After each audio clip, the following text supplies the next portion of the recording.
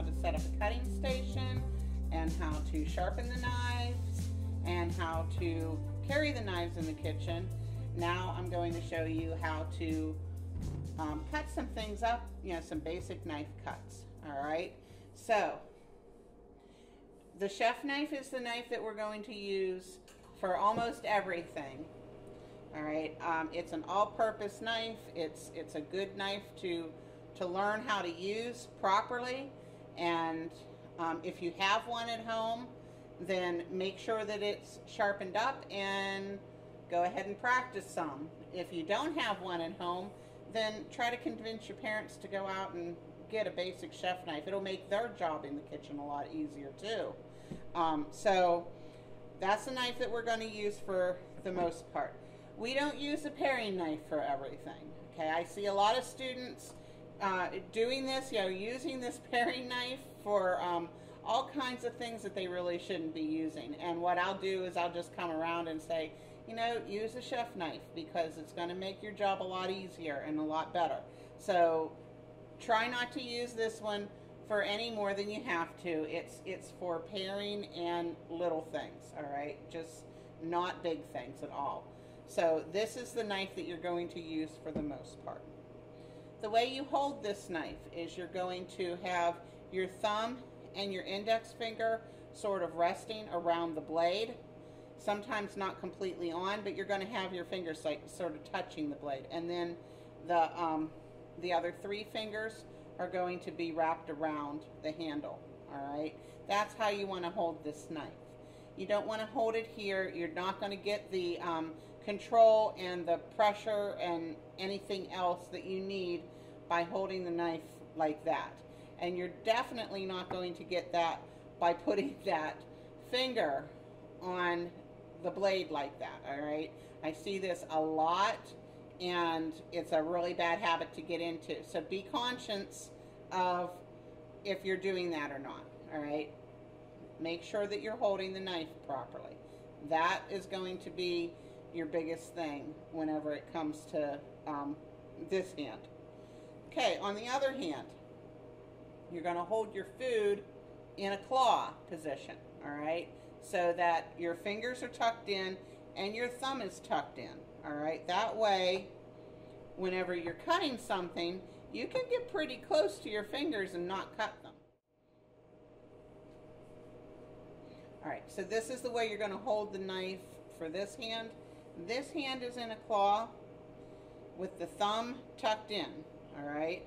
And then I'm going to plant my the toe of the knife onto the cutting board, and I'm just going to sort of rock the knife back, or actually forward, so that I'm cutting whatever it is I'm cutting, all right? If you try to cut something, even though this knife is sharp, if you try to cut something like directly down, a lot of times it's not going to cut very well because you're not using, you're just working against yourself. So just plant it and keep rocking the knife. All right, so what that looks like is just like that. All right, now anytime that I cut something, I'm going to try and get a flat edge. That way, whenever I'm cutting, this isn't moving around. I'm cutting it on a flat edge, so it's not going to wobble around on me as much. So then again, I can take this and cut right down like that, and I've made some nice wedges. All right, put those right there. Okay, from a wedge, you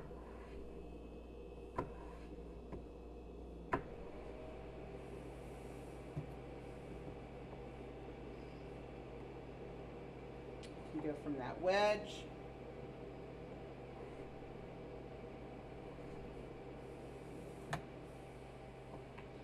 can cut what's considered a bâtonnet cut, or this is kind of a nice cut for a French fry. Okay.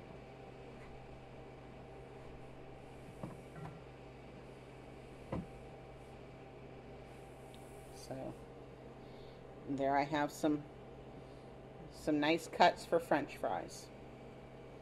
All right. I can also take my potato.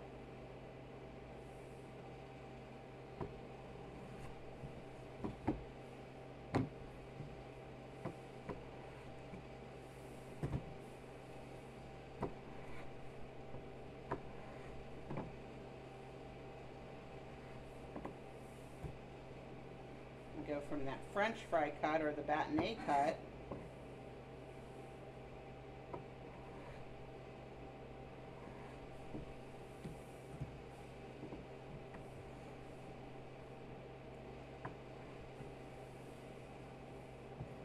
sort of square it off. Oops. And get a dice out of it.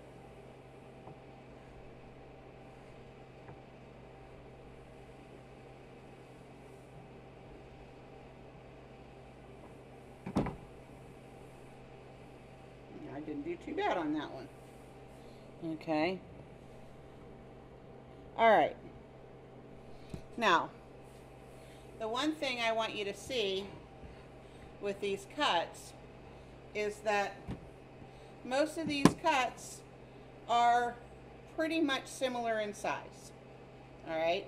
So we have this one that looks pretty close to the same size. All right. This one too. And here, all right, but if I would take something like this and something like this, and so whenever I go to cook something, this is going to end up becoming mush before this ever gets cooked completely. So that's why the knife cuts for a chef are so important, is because we're trying to keep a consistent product, and by keeping our knife cuts consistent, we're ensuring that that part of the product is going to be consistent. All right, so that's why it's so important, and we focus so much on knife cuts. All right, so with a carrot, I'm going to go ahead and peel this carrot.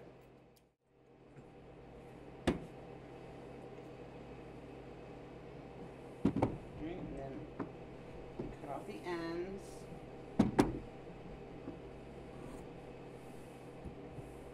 All right, and then I'm going to cut this down like that. All right, so now I can again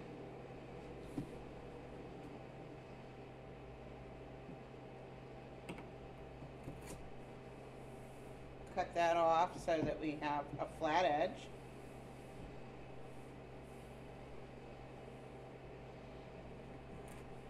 I'm probably going to put that in the scrap too.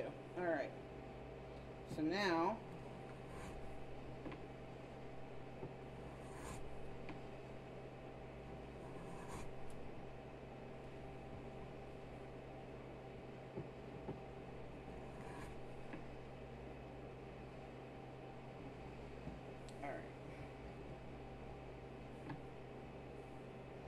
take those planks,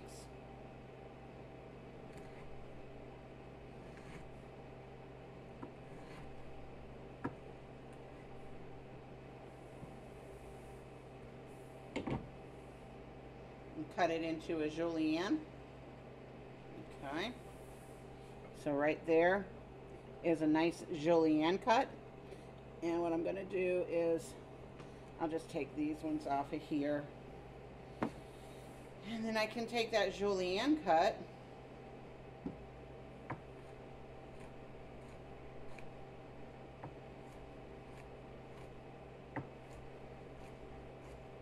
and cut that down even smaller to a very small mince. or dice, you know, very, very, very small dice.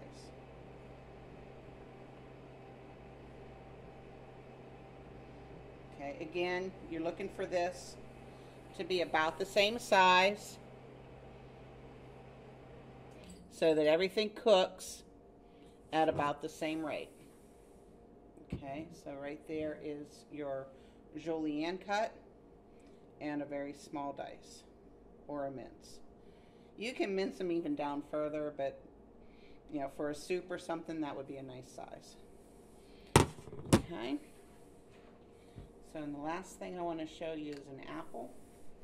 Especially for my baking students, we are going to be doing some things with apples. So I cut the apple in half, put down that flat side again.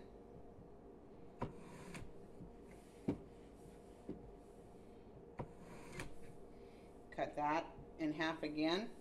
And then I'm going to take my paring knife and just take the core out by just cutting straight across.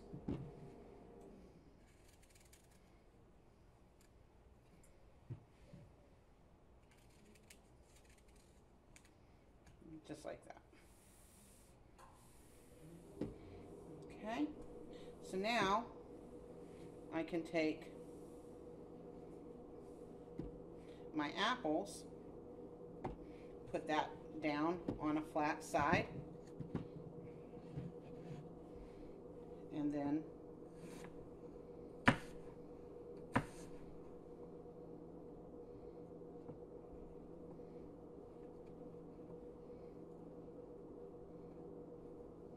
this one doesn't want to cooperate with me.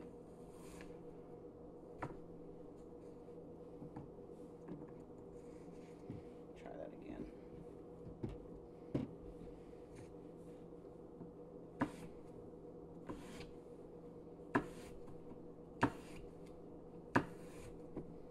Okay, so now I have apple slices that I could use for an apple pie.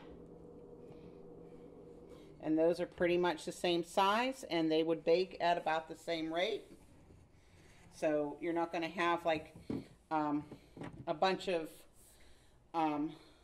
small ones and a bunch of big ones in the same apple pie. That way you don't have like crunchy parts and also real mushy parts too in your apple pie. You know, a lot of times, you know, you think about products being that the flavor is the most important thing with a product, or you know, with anything that you're eating, but just think about all the rest of the stuff that that you really eat with, and the way that you perceive your food. Mouthfeel is actually another element of taste and flavor. And if something doesn't have the right texture, there's a lot of times whenever people say, well, I kind of like that item, but I don't like the texture of it. And it's the same with, you know, the smell of something. If somebody doesn't like the smell of it, they're probably not going to like the taste of it. And also the looks of something. If something looks like a mess, they're probably not going to want to eat it. So just, you know, keep that in mind whenever you're thinking about your cooking, and why this kind of stuff, whenever it comes to knife skills, is so important, because you want to have a good texture in your product.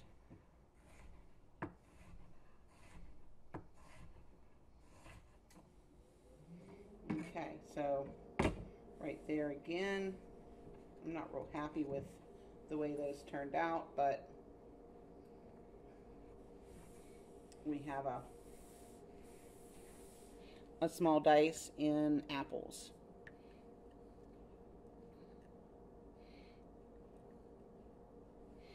Okay. All right, so there are some knife cuts there, and you know, I know we practiced a little bit of this whenever we were in here the very last day that we were here, but there's some other things that you can practice. If you have a chef knife at home, you can practice some of this stuff. And for my virtual students, that's another thing to go ahead and practice up and get some skills at. People with good knife skills are usually good cooks. So right there, if you have a chance to do some of this at home, then go ahead and send me pictures of what you've done, and I would love to see them. So, all right, until next time, goodbye.